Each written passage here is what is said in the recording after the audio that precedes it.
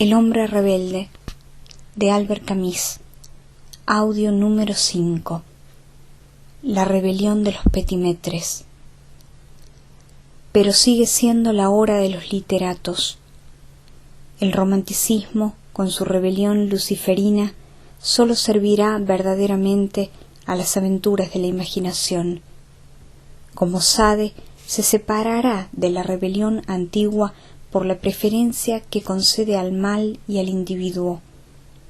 Al poner el acento en su fuerza de desafío y de rechazo, la rebelión, en este estadio, olvida su contenido positivo.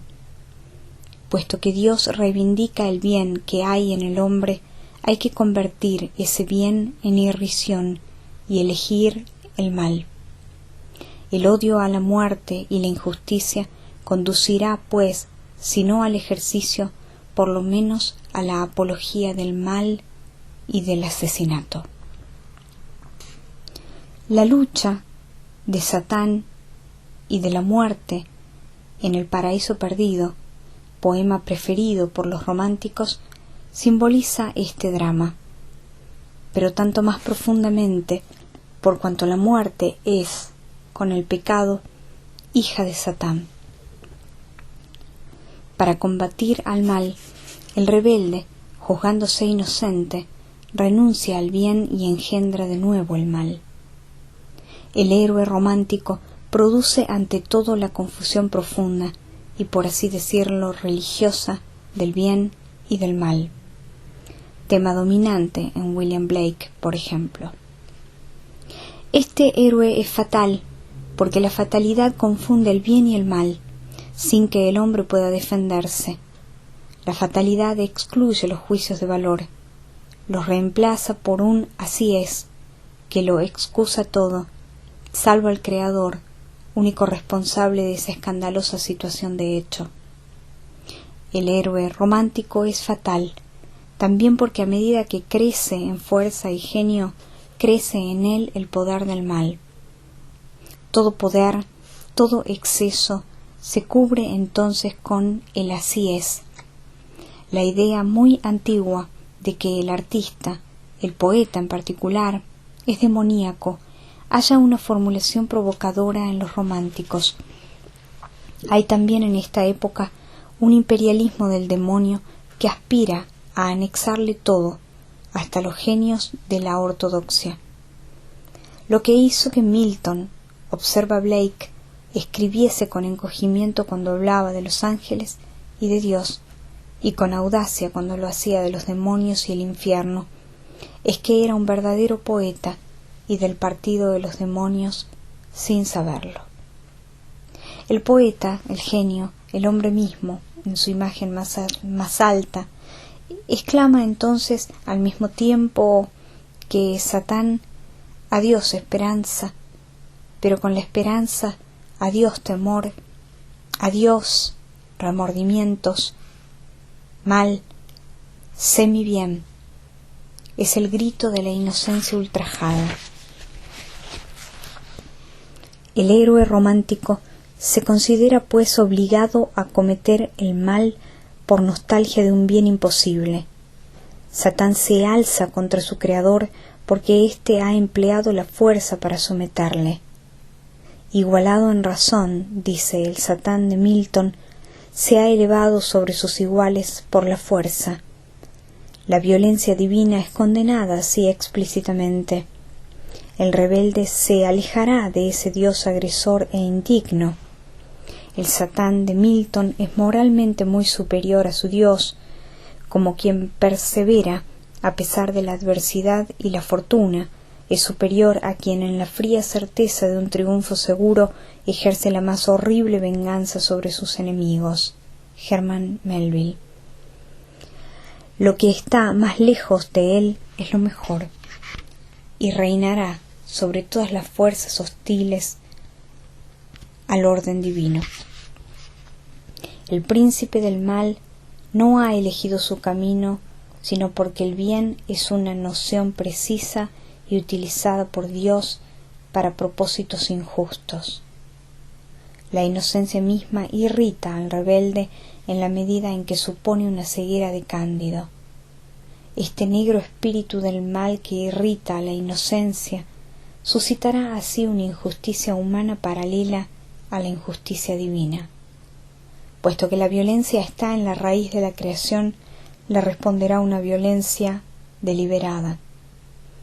El exceso de la desesperación aumenta todavía más las causas de la desesperación, para llevar a la rebelión a ese estado de rencorosa atonía que sigue a la larga prueba de la justicia y en la que desaparece definitivamente la distinción entre el bien y el mal. El Satán de Vigny no puede sentir ya el mal ni los favores, ni siquiera le producen alegría las desgracias que ha causado. Esto define el nihilismo y autoriza el homicidio. El homicidio, en efecto, se va a hacer amable. Basta con comparar el Lucifer de los imagineros de la Edad Media con el Satán romántico. Un adolescente, joven, triste y encantador, Vigny, reemplaza a la bestia cornuda. Bello, con una belleza que ignora la tierra, Lermontov. Solitario y poderoso, doliente y desdeñoso, oprime con negligencia.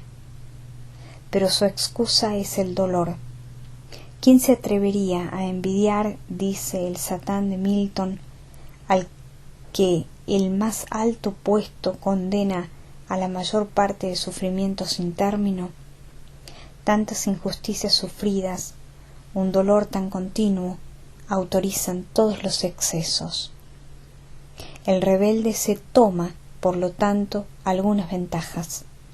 Sin duda, el asesinato no se recomienda por sí mismo, pero está inscrito dentro del valor supremo para el romántico del frenesí. El frenesí es el revés del tedio. Lorenzacchio sueña con Han de Islandia. Las sensibilidades exquisitas reclaman los furores elementales del bruto. El héroe byroniano, incapaz de amor o capaz solamente de un amor imposible, sufre de spleen. Está solo, triste. Su situación le agota. Si quiere sentirse vivir, tiene que hacerlo en la terrible exaltación de una acción breve y devoradora. Amar lo que nunca se verá dos veces es amar en la llama y el grito para hundirse enseguida en el abismo. No se vive ya sino y para el instante. Para esa unión breve pero viva de un corazón atormentado unido a la tormenta. Lermontov. La amenaza mortal que se cierne sobre nuestra situación lo esteriliza todo. Solo el grito hace vivir. La exaltación hace las veces de la verdad. En este grado, el apocalipsis se convierte en un valor en el que todo se confunde, amor y muerte, conciencia y culpabilidad. En un universo desorbitado no existe ya otra vida que la de los abismos en los que, según Alfred Le Pointevin, van a rodar los humanos, temblando de ira y amando sus crímenes, para maldecir allí al Creador. La embriaguez frenética y en el límite el crimen bello agotan entonces en un segundo todo el sentido de una vida. Sin predicar propiamente el crimen, el romanticismo se dedica a ilustrar un movimiento profundo de reivindicación con las imágenes convencionales del proscripto, del buen presidiario, del bandido generoso. El melodrama sangriento y la novela negra triunfan. Con Perec Secourt son puestos en libertad, y con gastos mínimos esos apetitos terribles del alma que otros satisfarán en los campos de exterminio. Sin duda, estas obras son también un desafío a la sociedad de la época, pero en su fuente viva el romanticismo desafía ante todo a la ley moral y divina. He aquí por qué su imagen más original no es el revolucionario, sino lógicamente el petimetre. Lógicamente, pues esta obstinación en el satanismo no puede justificarse sino con la afirmación repetida sin cesar de la injusticia y, en cierto modo, con su consolidación. El dolor en este estadio no parece aceptable sino con la condición de que no tenga remedio. El rebelde elige la metafísica de lo peor que se expresa en la literatura de condenación, de la cual no hemos salido todavía. Pero se quiere a esas cadenas. Sin ellas habría que probar o ejercer el poder que después de todo no se está seguro de tener. Para terminar, uno se hace funcionario en Argelia y Prometeo, con el mismo Borel, quiere cerrar las tabernas y reformar las costumbres de los colonos. Eso no quita. Todo poeta, para ser recibido, debe entonces ser maldito. Charles Lassalle, el mismo que proyectó una novela filosófica, Robespierre y Jesucristo, nunca se acuesta sin proferir para sostenerse algunas blasfemias fervientes. La rebelión se viste de duelo y se hace admirar en la escena. Mucho más que el culto del individuo, el romanticismo inaugura el culto del personaje. Entonces es cuando se muestra lógico.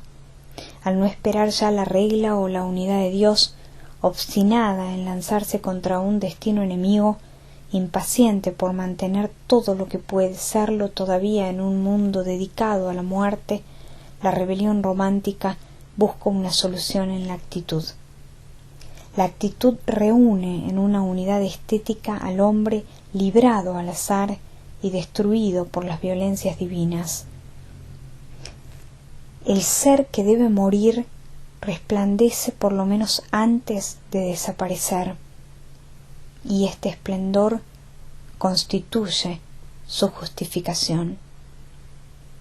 Este es un punto fijo, el único que se puede oponer al rostro en adelante petrificado del dios del odio. El rebelde inmóvil sostiene sin ceder la mirada de Dios. Nada cambiará, dice Milton, este espíritu fijo, este altivo desdén nacido de la conciencia ofendida. Todo se mueve y corre a la nada, pero el humillado se obstina y mantiene, por lo menos, el orgullo. Un extravagante romántico, descubierto por Raymond Queneau, pretende que el objetivo de toda la vida intelectual consiste en llegar a ser Dios. Este romántico en verdad está un poco adelantado a su época. El objetivo no era entonces sino igualar a Dios y mantenerse a su nivel. No se le destruye, pero mediante un esfuerzo incesante se le niega toda sumisión. El dandismo es una forma degradada de la ascesis. El petimetre crea su propia unidad de medios estéticos, pero es una estética de la singularidad y la negación. Vivir y morir ante un espejo, tal era, según Baudelaire, la divisa del petimetre. Es coherente, en efecto.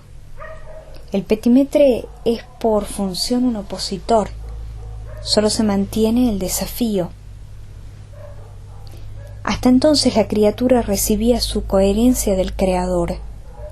Desde el momento en que se consagra su ruptura con él, se encuentra entregada a los instantes, a los días que pasan, a la sensibilidad dispersa. Por lo tanto, tiene que volverse a tomar entre manos El petimetre se reúne, se forja una unidad mediante la fuerza misma de la negación. Disipado como persona privada de regla, será coherente como personaje, pero un personaje supone un público. El petimetre no puede asentarse sino oponiéndose, no puede asegurarse de su existencia sino volviéndola a encontrar en el rostro de los demás. Los demás son el espejo, espejo que se oscurece pronto, es decir, pues la capacidad de atención del hombre es limitada, debe ser despertada sin cesar, espoleada por la provocación. Por lo tanto, el petimetre se ve obligado a asombrar constantemente. Su vocación está en la singularidad, su perfeccionamiento en la puja, siempre en ruptura, al margen, obliga a los otros a que lo creen negando sus valores, juega su vida por no poder vivirla, la juega hasta la muerte, salvo en los instantes en que se halla solo y sin espejo. Para el petimetre estar solo equivale a no ser nada. Los románticos no han hallado tan magníficamente de la soledad, sino porque no han hablado tan magníficamente de la soledad, sino porque ésta era un verdadero dolor, el que no se puede soportar. Su rebelión arraiga a un nivel profundo, pero desde el Cleveland del abad Prevost hasta los dadaístas, pasando por los frenéticos de 1830, Baudelaire y los decadentes de 1880, más de un siglo de rebelión se sacia a poca costa en las audacias de la excentricidad. Si todos han sabido hablar del dolor, es porque desesperando de poder superarlo de otro modo que por medio de vanas parodias, sentían instintivamente que seguía siendo su única excusa y su verdadera nobleza. Por eso es que, por lo que no fue Hugo, par de Francia, quien se hizo cargo de la herencia del romanticismo, sino Baudelaire y Lesser, poetas del crimen. En este mundo todo resuma el crimen, dice Baudelaire. El diario, la pared y el rostro del hombre. Que este crimen, ley del mundo, por lo menos tome la figura distinguida. Lesser es el primero cronológicamente de los caballeros criminales. Se dedica a ello efectivamente. Baudelaire tiene menos rigor, pero posee genio.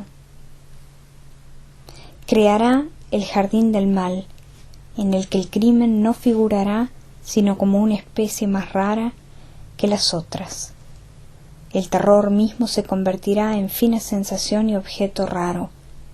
No solamente me consideraría dichoso siendo víctima, sino que no me disgustaría ser verdugo para sentir la revolución de ambas maneras. Hasta su conformismo tiene en Baudelaire el olor del crimen. Si elige a Maistre, lo hace como maestro de pensamiento en la medida en que este conservador va hasta el extremo y centra su doctrina alrededor de la muerte y del verdugo. El verdadero santo, finge pensar Baudelaire, es el que fustiga y mata a la gente por el bien de la gente. Será escuchado favorablemente. La raza de los verdaderos santos comienza a difundirse por la tierra para consagrar estas curiosas conclusiones de la rebelión. Pero Baudelaire, a pesar de su arsenal satánico, su gusto por Sade y sus blasfemias, seguía siendo demasiado teólogo para ser un verdadero rebelde. Su verdadero drama, el que le ha convertido en el más grande poeta de su época, estaba en otra parte. Baudelaire no puede ser evocado aquí sino en la medida en que ha sido el teórico más profundo del dandismo y dado fórmulas definitivas a una de las conclusiones de la rebelión romántica. El romanticismo demuestra, en efecto, que la rebelión tiene estrecha relación con el dandismo. Una de sus direcciones es parecerlo. En sus formas convencionales, el dandismo confiesa la nostalgia de una moral. No es sino un honor degradado en pundonor, pero inaugura al mismo tiempo una estética que reina todavía en nuestro mundo, la de las criaturas solitarias, rivales obstinados de un Dios al cual condenan. Desde el romanticismo, la tarea del artista no consistirá solamente en crear un mundo, ni en exaltar la belleza por sí sola, sino también en definir una actitud. El artista se convierte entonces en modelo, se propone como ejemplo, el arte es su moral. Con él comienza la época de los directores de conciencia. Cuando los petimetres no se matan o no se vuelven locos, hacen carrera y se asientan con vistas a la posteridad, hasta cuando gritan, como Vigny, que van a callarse, su silencio es ruidoso. Pero en el seno del romanticismo mismo, la esterilidad de esta actitud se hace evidente a algunos rebeldes que proporcionan entonces un tipo de transición entre el excéntrico o increíble y nuestros aventureros revolucionarios, entre el sobrino de Romuald y los conquistadores del siglo XX. Byron y Shelley luchan ya, aunque ostensiblemente, por la libertad. Se exponen también, pero de otra manera. La rebelión abandona poco a poco el mundo del parecer por el del hacer, en el que va a empeñarse enteramente. Los estudiantes franceses de 1830 y los decembristas rusos aparecerán entonces como las encarnaciones más puras de una rebelión primeramente solitaria y que busca luego, a través de los sacrificios, el camino de una reunión, pero inversamente volverá a encontrarse en nuestros revolucionarios la afición al apocalipsis y a la vida frenética, el aparato de los procesos, el juego terrible del juez de instrucción y del acusado, la escenografía de los interrogatorios, dejan adivinar a veces una trágica complacencia en el viejo subterfugio por el cual el rebelde romántico, negando lo que era, se condenaba provisionalmente a la apariencia con la desdichada esperanza de conquistar un ser más profundo. El rechazo de la salvación. Si bien el rebelde romántico exalta al individuo y al mal, no toma el partido de los hombres, sino solamente su propio partido. El dandismo, cualquiera que sea, es siempre un dandismo con relación a Dios. El individuo, como criatura, no puede oponerse sino al Creador. Necesita a Dios, como quien mantiene una especie de fosca coquetería. Armand Hugh tiene razón al decir que a pesar del clima nietzscheano de esas obras, Dios no ha muerto todavía. La condenación misma, reivindicada a voz en grito, no es sino una buena jugarreta que se hace a Dios. Con Dostoyevsky, por el contrario, la descripción de la rebelión va a dar un paso más. Iván Karamazov toma el partido de los hombres y pone el acento en su inocencia. Afirma que la condena a muerte que pesa sobre ellos es injusta. En su primer movimiento, por lo menos, lejos de abogar en favor del mal, aboga en favor de la justicia, a la que pone por encima de la divinidad. Por lo tanto, no niega en modo alguno la existencia de Dios. la refuta en nombre de un valor moral. La ambición del rebelde romántico consistía en hablar a Dios de igual a igual. El mal responde entonces al mal, la soberbia a la crueldad. El ideal de Vigny consiste, por ejemplo, en responder al silencio con el silencio. Sin duda con ello trata de elevarse al nivel de Dios, y esto es ya blasfemia. Pero no se piensa en negar el poder ni el lugar de la divinidad. Esa blasfemia es reverente, pues toda blasfemia finalmente es participación en lo sagrado. Con Iván, al contrario, cambia el tono. Dios es juzgado a su vez, y desde arriba. Si el mal es necesario para la creación divina, esta creación es inaceptable. Iván no apelará ya a ese Dios misterioso, sino a un principio más alto, que es la justicia. Inaugura la empresa esencial de la rebelión, que consiste en sustituir el reino de la gracia por el de la justicia. Al mismo tiempo, inicia el ataque contra el cristianismo. Los rebeldes románticos rompían con Dios mismo como principio de odio. Iván niega explícitamente el misterio y en consecuencia a Dios como principio de amor. Sólo el amor puede hacernos ratificar la injusticia hecha a Marta, a los obreros de las 10 horas, y más lejos todavía, hacer que se admita la muerte injustificable de los niños. Si el sufrimiento de los niños, dice Iván, sirve para completar la suma de los dolores necesarios para la adquisición de la verdad, yo afirmo desde ahora que esta verdad no vale semejante precio. Iván niega la dependencia profunda que el cristianismo ha introducido entre el sufrimiento y la verdad. El grito más profundo de Iván, el que abre los abismos más trastornadores bajo los pies del rebelde, es el aunque.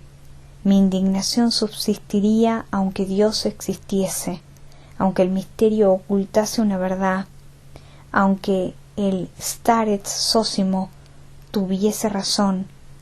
Iván no aceptaría que esta verdad fuese pagada con el mal, el sufrimiento y la muerte infligida al inocente. Iván encarna la negación de la salvación. La fe lleva a la vida inmortal, pero la fe supone la aceptación del misterio y del mal, la resignación a la injusticia. Aquel a quien el sufrimiento de los niños impide llegar a la fe no recibirá por lo tanto la vida inmortal. En estas condiciones, aunque existiese la vida inmortal, Iván la rechazaría. Rechaza ese negocio, no aceptaría la gracia sino incondicionalmente, y por eso pone él mismo sus condiciones. La rebelión lo quiere todo o no quiere nada. Toda la ciencia del mundo no vale las lágrimas de los niños. Iván no dice que no existe la verdad, dice que si existe una verdad solo puede ser inaceptable. ¿Por qué? Porque es injusta. La lucha de la justicia contra la verdad se indica aquí por primera vez y ya nunca tendrá tregua. Iván, solitario y por lo tanto moralista, se contentará con una especie de quijotismo metafísico, pero pasarán algunos lustros y una inmensa conspiración política aspirará a hacer de la justicia la verdad. Por añadidura, Iván encarna la negación de salvarse solo, se solidariza con los condenados y a causa de ellos rechaza el cielo. En efecto, si creyese podría salvarse, pero otros se condenarían. El sufrimiento continuaría. No hay salvación posible para quien sufre verdadera compasión. Iván seguirá probando la sinrazón de Dios al rechazar doblemente la fe como se rechaza la injusticia y el privilegio. Un paso más y del todo o nada pasamos al todos o nadie. Esta determinación extrema y la actitud que supone habrían bastado los románticos. Pero Iván, hay que recordar que Iván es, en cierta manera, Dostoyevsky, más a gusto en este personaje que en Alyosha, aunque cede también al dandismo, vive realmente sus problemas, desgarrado entre el sí y el no. Desde este momento entra en la consecuencia. Si rechazan la inmortalidad, ¿qué le queda? La vida en lo que ésta tiene de elemental. Suprimido el sentido de la vida, queda todavía la vida. Vivo, dice Iván, a pesar de la lógica.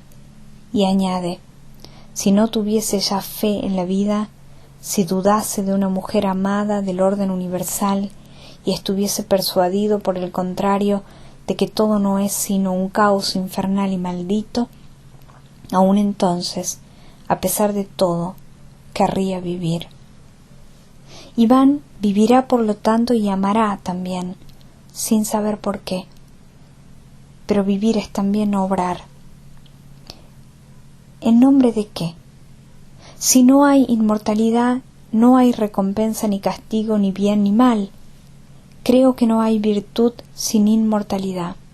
Y también sé solamente que el sufrimiento existe, que no hay culpables, que todo se encadena, que todo pasa y se equilibra. Pero si no hay virtud, no hay ya ley. Todo está permitido. En este todo está permitido comienza verdaderamente la historia del nihilismo contemporáneo. La rebelión romántica no iba tan lejos.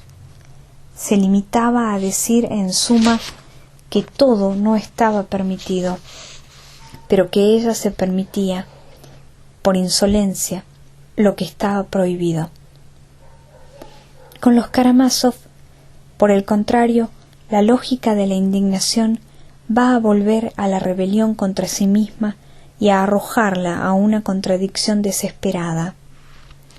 La diferencia esencial consiste en que los románticos se conceden permisos de complacencia, en tanto que Iván se obligará a hacer el mal por coherencia.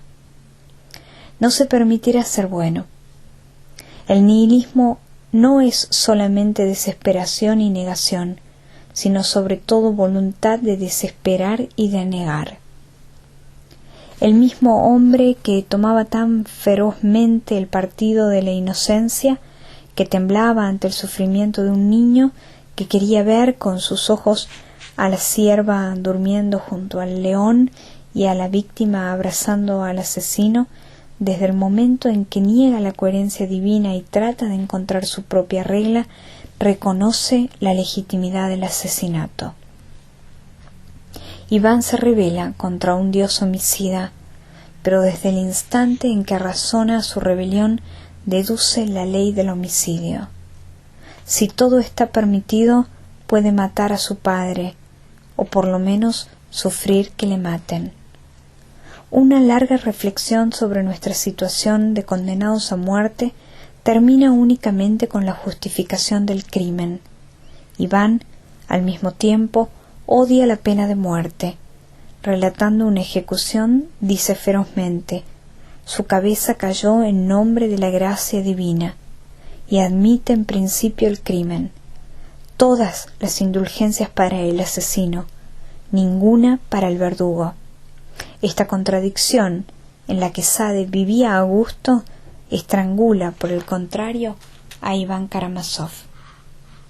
En efecto, aparenta razonar como si la inmortalidad no existiese, cuando se ha limitado a decir que la rechazaría aunque existiese. Para protestar contra el mal y la muerte, opta pues deliberadamente por decir que la virtud no existe más que la inmortalidad y por dejar que maten a su padre. Acepta a sabiendas su dilema, ser virtuoso e ilógico, o lógico y criminal. Su doble, el diablo, tiene razón cuando le apunta: vas a realizar una acción virtuosa, y sin embargo no crees en la virtud. Eso es lo que te irrita y te atormenta.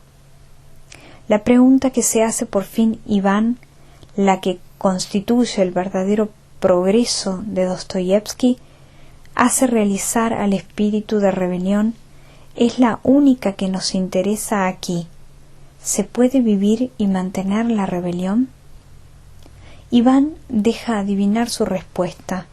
No se puede vivir en la rebelión sino llevándola hasta el extremo. ¿Cuál es la extremidad de la rebelión metafísica? La revolución metafísica.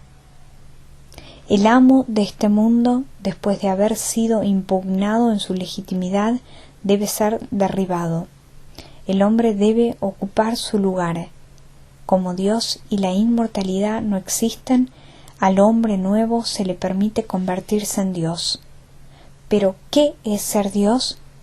Precisamente reconocer que todo está permitido, negar toda ley que no sea la suya propia, sin que sea necesario desarrollar los razonamientos intermediarios. Se advierte así que convertirse en Dios es aceptar el crimen, idea favorita también de los intelectuales de Dostoyevski. El problema personal de Iván consiste, por lo tanto, en saber si será fiel a su lógica, y si partiendo de una protesta indignada ante el sufrimiento inocente, aceptará el asesinato de su padre con la indiferencia de los hombres dioses. Se conoce su solución. Iván dejará que maten a su padre, demasiado profundo para contentarse con el parecer, demasiado sensible para obrar, se limitará a dejar hacer, pero se volverá loco. El hombre que no comprendía cómo se podía amar al prójimo no comprende tampoco cómo se puede matar. Cogido entre una virtud injustificable y un crimen inaceptable, devorado por la compasión e incapaz de amar, solitario, privado del cinismo caritativo, la contradicción matará a esa inteligencia soberana. Tengo un espíritu terrestre, decía. ¿Para qué querer comprender lo que no es de este mundo? Pero él no vivía sino para lo que no es de este mundo, y este orgullo de absoluto le sacaba precisamente de la tierra en la que nada amaba. Este naufragio no impide, por lo demás, que una vez planteado el problema tenga que seguir la consecuencia. La rebelión se halla en adelante en marcha hacia la acción.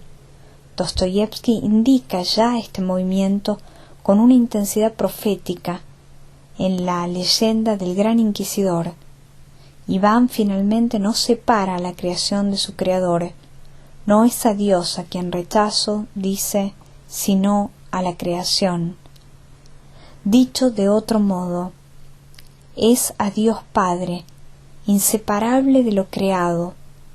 Iván acepta que maten a su padre precisamente. Elige el atentado contra la naturaleza y la procreación. Ese padre es, por otra parte, infame. Entre Iván y el dios de Alyosha se desliza constantemente la figura repugnante del padre Karamazov.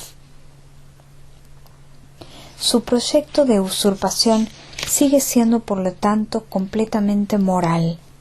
No quiere reformar nada en la creación, pero siendo la creación lo que es, saca de ella el derecho a liberarse moralmente y a los demás hombres con él. Por el contrario, desde el momento en que el espíritu de rebelión, aceptado el todo está permitido y el todo son nadie, aspire a rehacer la creación para asegurar la realeza y la divinidad de los hombres, desde el momento en que la revolución metafísica se extienda de lo moral a lo político, comenzará una nueva empresa de alcance incalculable, nacida también, hay que hacerlo notar, del mismo nihilismo. Dostoyevski, profeta de una nueva religión, lo había previsto y anunciado.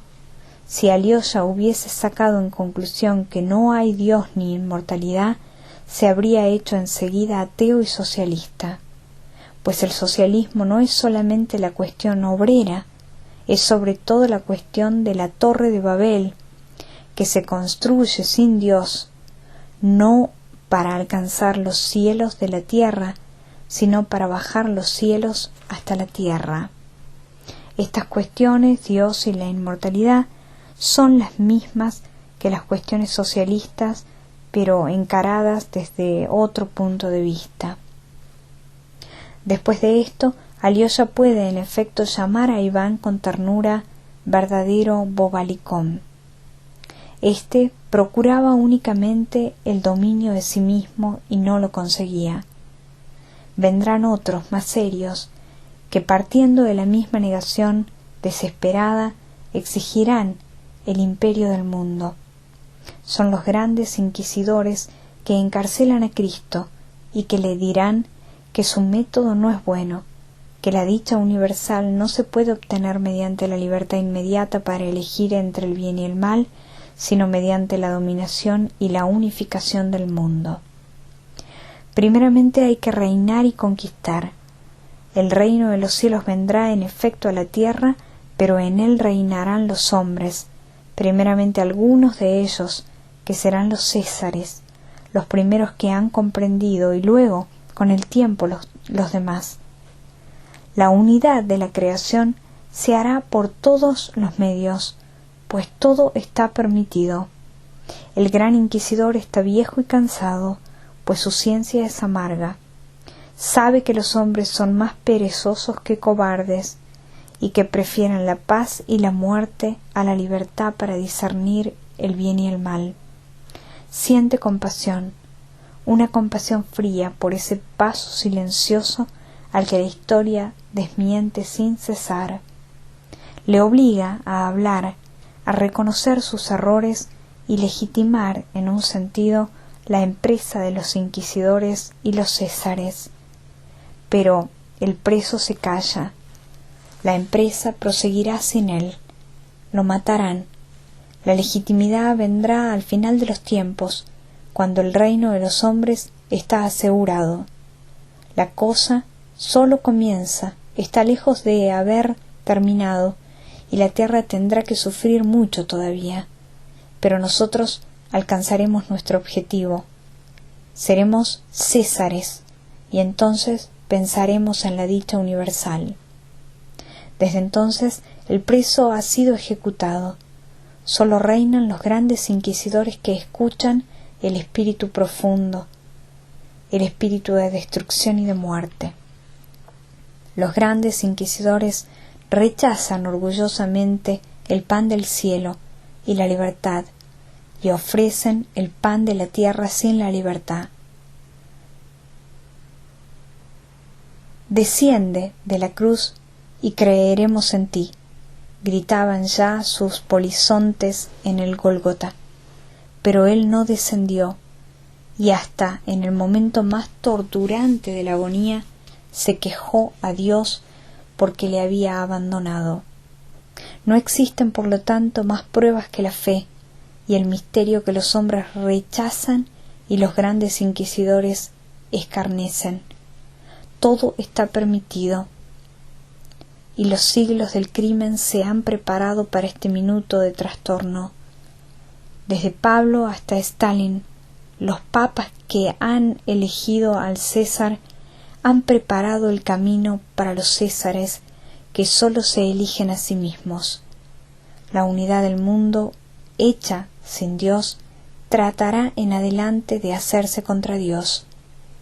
Pero no hemos llegado a eso todavía. Por el momento, Iván no nos ofrece sino el rostro deshecho del rebelde en los abismos, incapaz de acción, desgarrado entre la idea de su inocencia y la voluntad del asesinato. Odia la pena de muerte, porque es la imagen de la condición humana, y al mismo tiempo marcha hacia el crimen. Por haber tomado el partido de los hombres, recibe en suerte la soledad. Con él, la rebelión de la razón termina en locura.